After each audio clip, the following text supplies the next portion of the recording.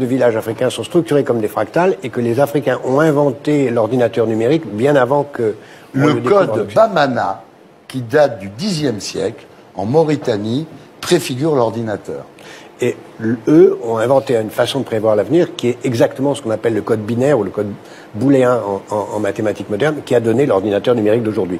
Et en fait, on sait très bien comment c'est passé, parce que c'est passé de l'Afrique de l'Ouest au Xe siècle par les marchands arabes jusqu'à Cordoue, puis de Cordoue jusqu'en Hollande, et c'est là que Leibniz puis d'autres ont inventé le calcul numérique. C'est passionnant. L'Afrique n'est pas étrangère au concept de la modernité parce que c'est elle qui les a générés en son sein. Nous constatons deux choses. Nous constatons que, par exemple, avant, quand vous aviez un téléphone portable, il y avait une antenne. Rappelez-vous, la première génération de téléphones portables. Il y avait une antenne. La question, c'est pourquoi les téléphones d'aujourd'hui, ils n'ont plus d'antenne. Et pourtant, vous pouvez appeler, mais quand vous regardez le téléphone, il n'y a plus d'antenne. L'antenne se trouve maintenant à l'intérieur du téléphone sous la forme d'une plaque. Bon. Maintenant, qu'est-ce qui a généré l'apparition de cette plaque?